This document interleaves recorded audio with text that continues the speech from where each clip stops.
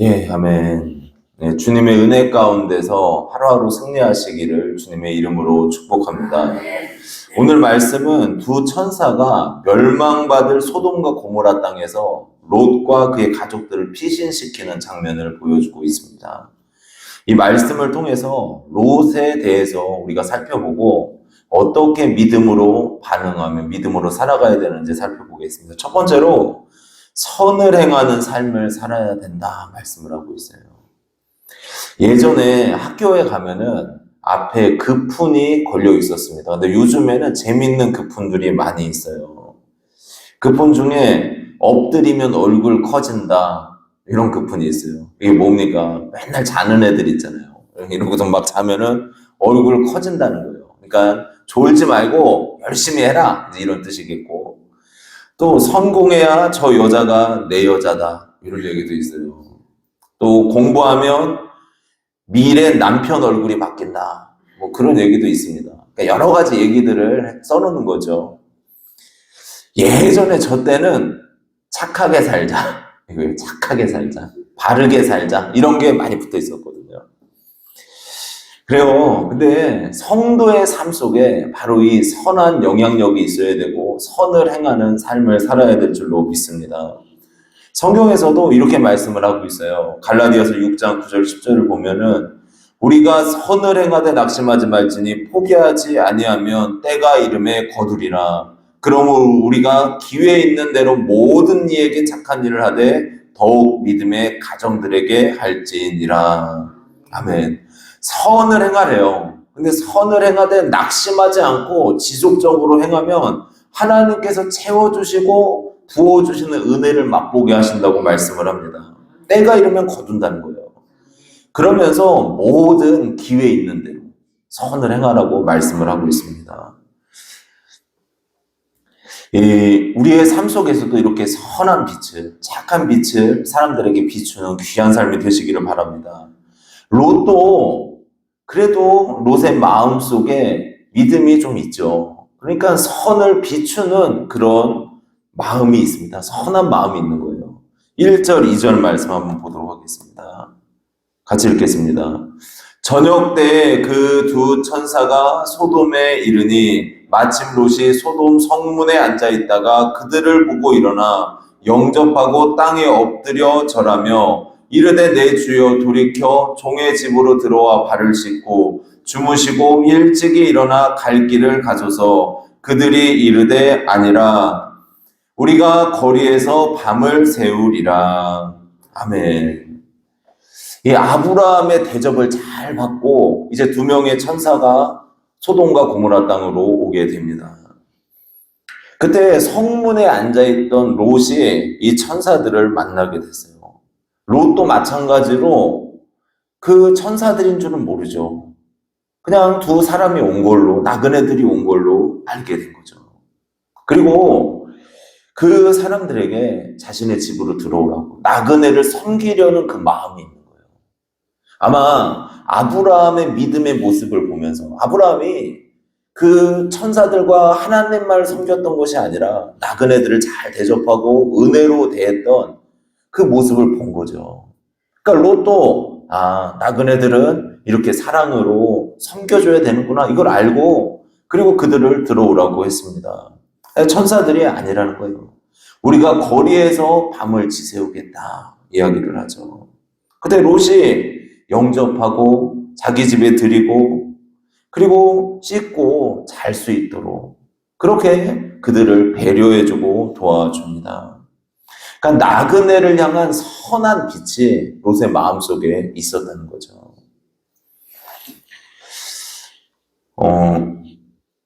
성도의 삶 속에도 이런 선한 빛을 비춰야 된다는 거예요.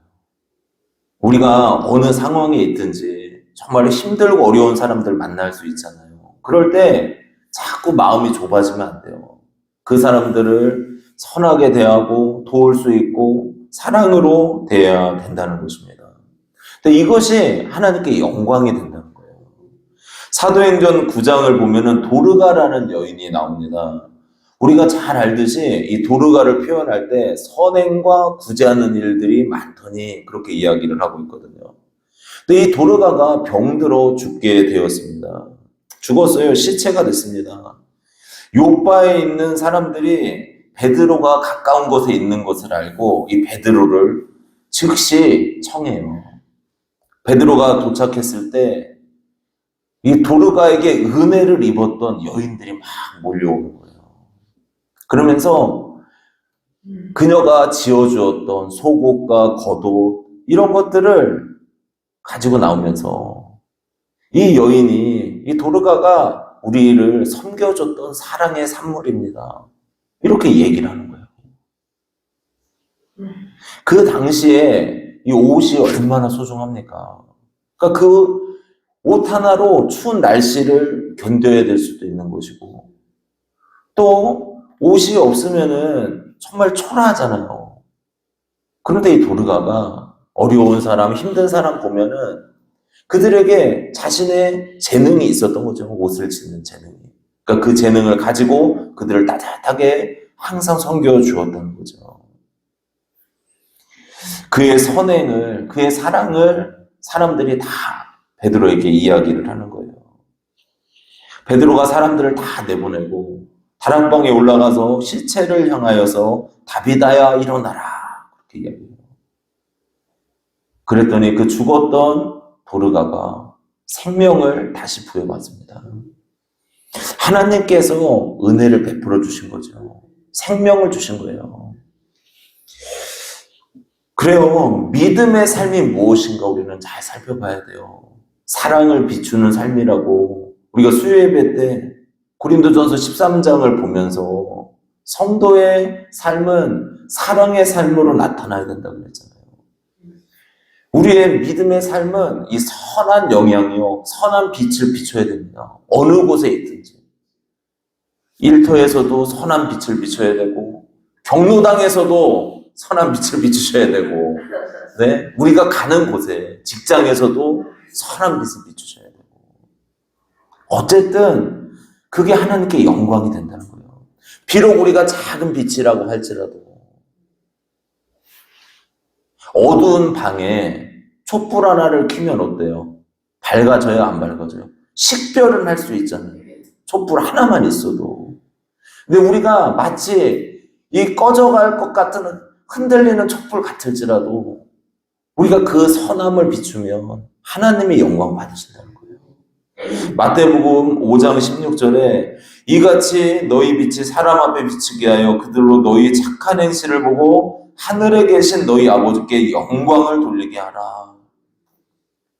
우리가 선하게 살려고 하고 믿음으로 살려고 하고 생명의 말을 하고 그러면 누가 영광 받으신다고요? 하나님이 영광 받으신대요. 그러니까 성도의 삶은 이 선함으로 살아가야 될 줄로 믿습니다. 우리 주님이 주신 능력으로 사랑하시고 선을 행하는 귀한 삶이 되시기를 축복합니다. 그리고 두 번째로 장소를 잘 선택해야 된다는 거예요. 우리는 믿음의 장소를 선택해야 됩니다.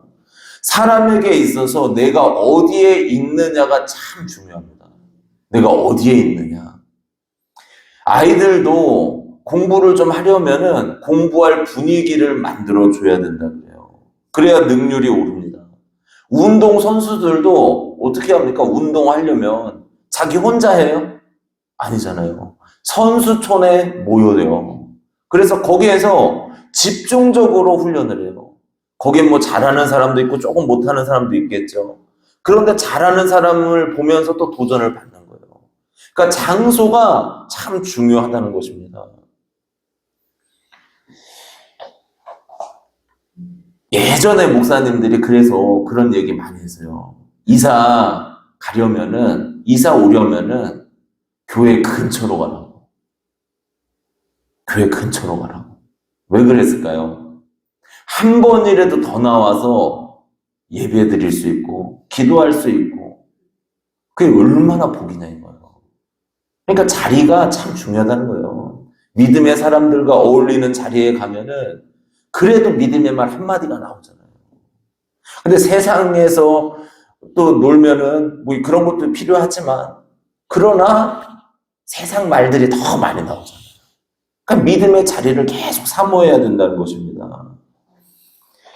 이 소돔과 고모라 땅은 어떤 땅이었습니까? 죄가 만연한 땅이었어요. 그리고 심판받을 땅이었고 쾌락과 즐거움만을 추구하는 그러한 죄악이 가득한 도시였다고 말씀을 합니다.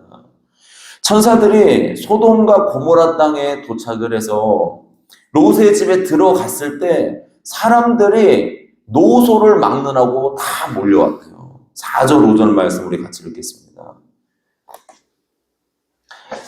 그들이 눕기 전에 그 성 사람 곧 소돔 백성들이 노소를 막론하고 원근에서 다 모여 그 집을 애워싸고 롯을 부르고 그에게 이르되 오늘 밤에 내게 온 사람들이 어디 있느냐 이끌어내라 우리가 그들을 상관하리라. 야, 소돔과 고모라 이 사람들이 원근에서부터 멀리서부터 왔는데 노소를 막론하고 젊은 사람이나 나이 많이 먹은 사람이나 다 왔대요, 그 집에. 그러면서 하는 얘기가 뭡니까? 우리가 그들을 상관하리라 그러잖아요. 이 상관한다는 건 아마 많이 들어보셨을 거예요. 성적인 표현이에요, 이거는. 그러니까 그들을 성적으로 유린한다는 거예요. 아니, 나그네인데 사랑으로 섬겨야 될 대상이잖아요, 믿음으로는. 그러나 세상에서는 그들을 상관하리라. 놀이개로 삼겠다 이거잖아요, 지금. 이에 대해서 롯의 반응을 보면은 어떻습니까? 6절에서 8절까지 말씀. 같이 읽습니다. 롯이 문 밖에 무리에게로 나가서 뒤로 문을 닫고 이르되 청하노니 내 형제들아 이런 악을 행하지 말라. 내게 남자를 가까이 하지 아니한 두 딸이 있노라. 청하건대 내가 그들을 너희에게로 이끌어내리니 너희 눈에 좋을 대로 그들에게 행하고 이 사람들은 내 집에 들어왔은즉 이 사람들에게는 아무 일도 저지르지 말라. 롯이 두 천사들을 물러서게 하고 자신이 이 문제를 해결하려고 했단 말이에요. 그런데 롯이 취한 방법이 뭡니까? 자기 딸들이 있는데 이 두 딸이 남자를 모르는 딸들이래요. 이 딸들을 너희한테 내줄 테니까 너네 마음대로 해라.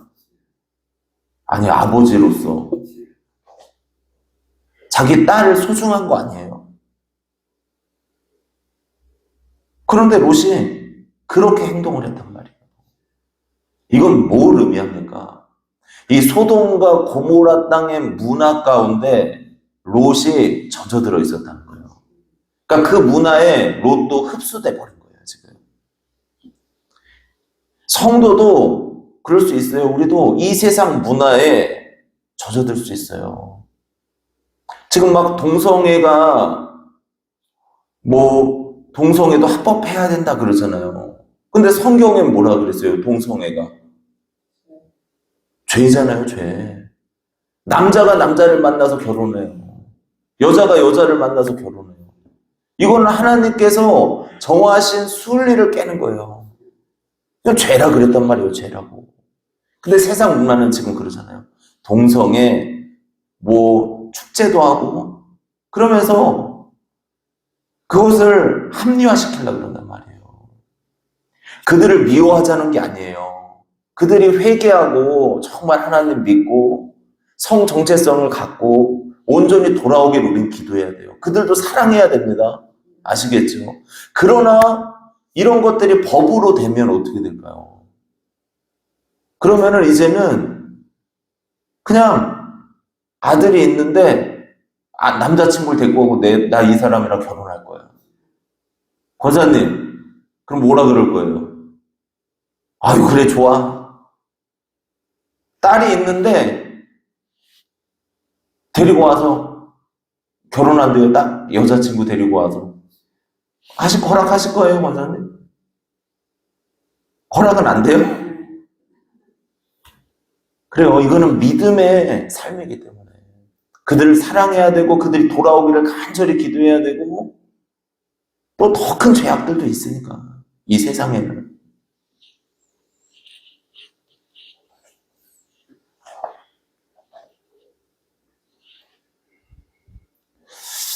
이 성경을 보면은 롯이 소돔과 고모라 땅에서 유력자였다고 나타내고 있어요. 1절을 다시 돌아가서 보면 한번 같이 읽겠습니다. 저녁 때에 그도 천사가 소돔에 이르니 마침 롯이 소돔 성문에 앉아 있다가 그들을 보고 일어나 영접하고 땅에 엎드려 절하며 아멘. 롯이 소돔 성문에 앉아 있었다 이렇게 이야기를 하고 있어요. 그러니까 성문이라는 자리는 사실 재판을 그 당시에 하는 자리였다 그럽니다. 그러니까 롯이 그곳의 문화에 젖어들어서 어느 정도 높은 지위를 가지고 있었다는 거예요. 또 아니면은 성문은 장사하는 자리였대요, 장사. 그러니까 거기서 장사를 하면서 뭔가 사람들에게 영향을 끼치는 자리에 있었다는 거죠. 그런데 롯이 그 소돔 문화에 다 젖어든 거예요. 우리도 자칫 잘못하면은 그렇게 잘못된 문화가 맞다고 생각할 수가 있어요. 우리는 말씀이 진리인 거예요, 말씀이. 우리는 말씀 쫓아가야 되는 줄로 믿습니다. 주석을 보니까 그렇게 이야기를 해요. 이 아브라함이 그돌라오멜 왕가의 전쟁에서 승리하고 소돔이랑 그 백성들 다 건져서 오잖아요. 근데 그때 이 롯이 나 삼촌이랑 같이 살아야겠어. 아무래도 안 되겠어. 삼촌이랑 하나님 믿는 믿음으로 살고 싶어. 이렇게 얘기했어야 된다는 거예요. 그런데 다시 소돔으로 가서 자신의 인생을 살고 거기에 그 기쁨을 누리면서 살아갔다는 거죠. 이 사도행전 20장을 보면은 유도구라는 청년이 나옵니다. 바울이 설교할 때 3층 창에 걸터서 앉아서 설교 듣다가 떨어져서 생명을 잃었어요. 호흡이 이제 없어진 그러한 청년입니다. 설교가 이제 바울이 길었나 봐요. 그러니까 이 유도구라는 청년이 듣다가 아이고 피곤하다 이렇게 졸다가 떨어진 거죠. 다행이에요. 우리는 떨어질 때는 없어요. 조셔도 머리만 이렇게 이마만 탁 찌실 거예요. 사도행전 20장을 보니까 이렇게 말씀을 합니다. 바울이 내려가서 그 위에 엎드려 그 몸을 안고 말하되 떠들지 말라 생명이 그에게 있다 하고 올라가 떡을 떼어 먹고 오랫동안 곧 날이 새기까지 이야기하고 떠나니라. 사람들이 살아난 청년을 데리고 가서 적지 않게 위로를 받았더라. 살아났대요. 말씀 듣는 자리에서. 그러니까 어느 자리냐의 문제잖아요. 근데 이 유두고라는 청년이 그 당시에 이름을 보면은 계급을 알 수 있다 그러잖아요. 노동자 계급이었대요. 그러니까 하루 종일 피곤하게 일을 한 거예요. 제가 그 개척을 준비하면서 육체 노동을 했잖아요. 저녁이 되잖아요. 진짜 아무것도 하기 싫어요. 와, 너무 피곤해요. 그런데도 수요일 모여서 기도하고 예배 드리고 또 주일날도 쉬고 싶어요. 어떨 때는. 근데 예배 꼭 드리고 빠지지 않고 예배를 드리고 그런데 얼마나 피곤했을까. 그런데 지금 이 청년이 사모한 자리는 어디예요? 복음의 말씀을 듣는 자리. 하나님이 보실 때도 귀했을까요? 안 귀했을까요? 너무 귀하잖아요. 살려주시죠. 그러니까 졸아도 교회에 와서 조는 게 전 좋은 것 같아요. 그러니까 너무 피곤해요. 막 말씀 듣다가 졸려. 고개 막 이런 분도 있고 막 그리고 어떤 분은 이로 넘어가고 막 이러잖아요. 너무 졸아가지고. 근데 조셔도 교회에 와서 조는 게 나아요. 아버지 품에서. 그게 더 좋다니까요. 우리가 항상 자리 싸움이에요, 사실은. 그래서 믿음의 자리, 하나님을 예배하는 자리, 기도하는 자리, 하나님 앞에 봉사하는 자리, 선을 행하는 자리, 이 자리를 사모하시기를 축복합니다. 그것이 하나님 앞에 다 기억함이 돼요. 하나님께서 은혜 주시고 복 주실 줄로 믿습니다. 그리고 마지막으로 세상 사랑이 아닌 하나님의 뜻을 세우는 삶을 살아야 된다는 거죠. 많은 사람들이 이 세상의 것들을 사랑합니다. 어떤 사람은 돈을 사랑해요. 돈을 최상의 가치로 알고 사랑합니다. 또 어떤 분들은 남녀 관계 속의 그 사랑을 너무 갈망해요. 그러니까 결혼을 했는데도 또 다른 사람을 또 만나고 사랑해요. 그런 사랑을 제일 중요시 여기는 사람들이 있어요. 권력을 사랑하는 사람도 있어요. 권력 한번 잡으려고 그렇게 애를 써요, 사람들이. 그러나 잘 생각해 보셔야 돼요. 우리가 이 세상에서 우리가 누리고 우리가 잡으려고 하는 그 모든 것들, 그거 죽을 때 갖고 가요? 못 갖고 가잖아요. 놓고 간단 말이에요. 관에 들어갈 때 어떤 사람은 그 사람들이 아끼는 거 그거 뭐 하나 넣어주잖아요. 갖고 가라고. 갖고 가요? 갖고 가요? 뭐 넣어드릴까요? 못 갖고 가요. 못 갖고 가. 그냥 우리의 영혼이 하나님 나라에 가는 거예요. 그리고 하나님의 그 영원한 나라에서 기쁨으로 사는 거예요. 그런 얘기 좀 많이 들으셨잖아요. 어떤 부자가 금을 챙겨갔다면서요. 막 금덩어리를 챙겨갔다면서요. 천국에 갔더니 그 무거운 걸 왜 들고 왔냐고. 그랬더니 이거 나한테 귀한 거라고, 소중한 거라고. 그런데 황금이 천국에서는 뭐래요? 도로 포장재라고 그러잖아요. 참 뭐예요. 그러니까 이 세상 것은 우리가 잡고 잡으려고 하지만 사실은 못 갖고 가요. 하나도. 직장 다닐 때 로또를 그렇게 사람들이 갈망을 해요. 제가 목사니까 목사님 저 로또 당첨되게 기도해 주세요. 로또 당첨되게 기도해 주세요. 제가 그래가지고 한 명한테는 너는 평생 로또 안 될 거다 그랬거든요. 그 다음 주에 됐어요. 100만 원짜리. 그리고 주님 이게 뭡니까 도대체.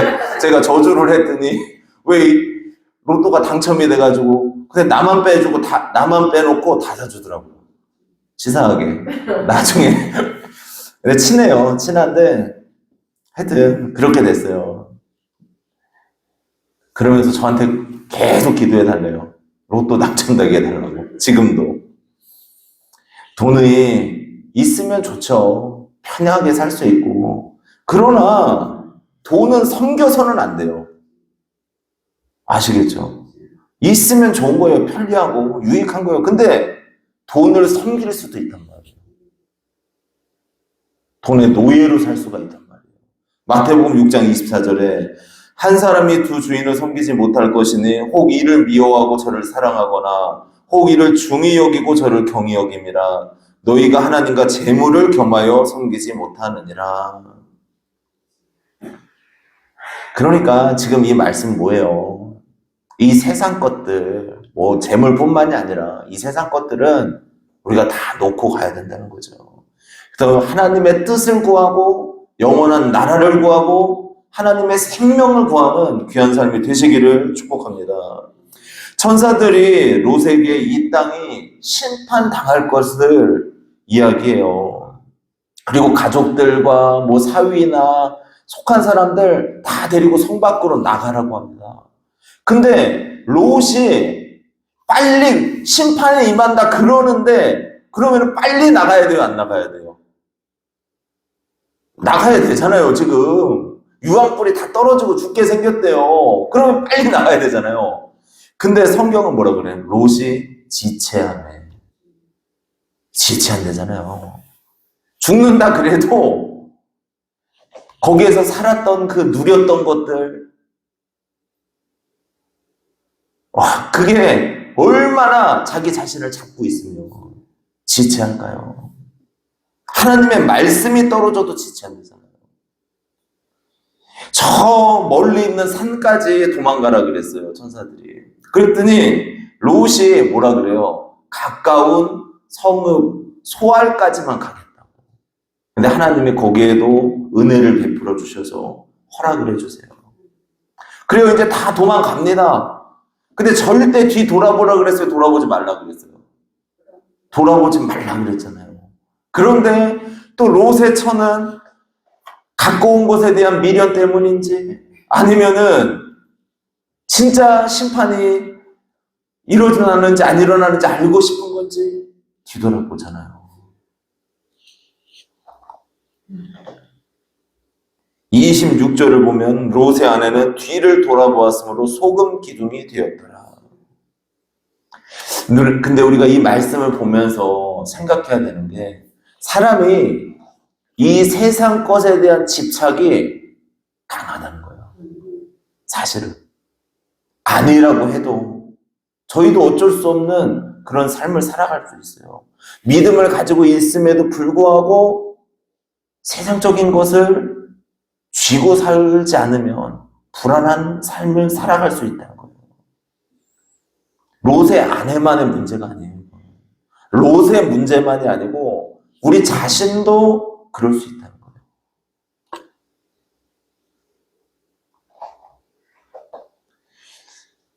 우리가 가장 먼저 구해야 되는 것이 무엇인가?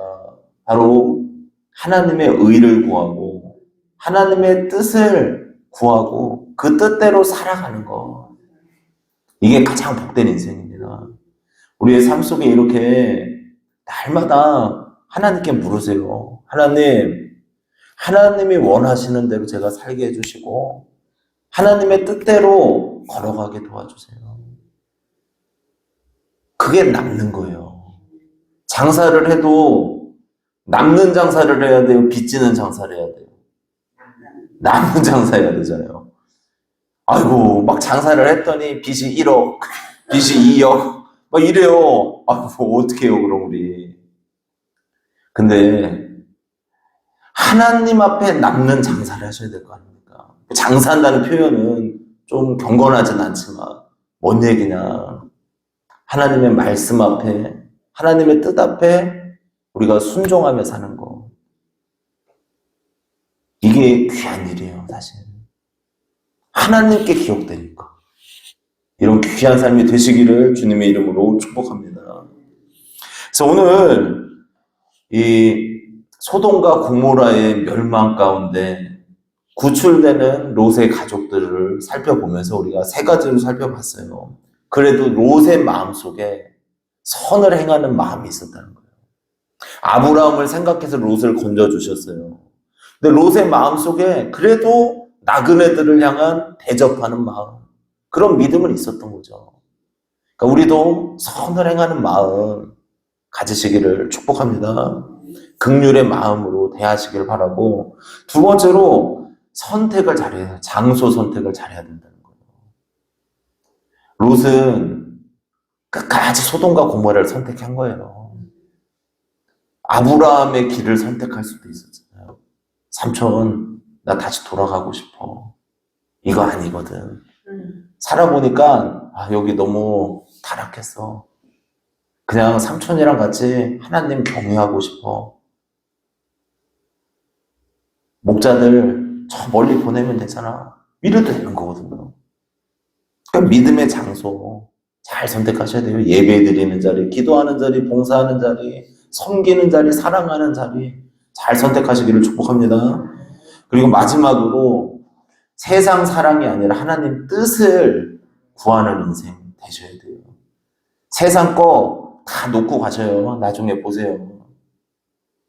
쥐고 가실 것 같아요? 없어요. 못 쥐고 가요. 태어날 때는 쥐고 태어난다면서요. 맞아요? 그런가요? 그런 얘기가 있던데. 태어날 때는 꽉 쥐고 태어난대요, 사람들이. 그런데 갈 때는 피고 간대요. 진짜 그렇대요. 펴지나 봐요, 이게 이렇게. 그러니까 우리가 하나님의 뜻대로 살아가는 귀한 삶 되셔서 하나님의 은총이 넘치시기를 축복합니다. 기도드리겠습니다.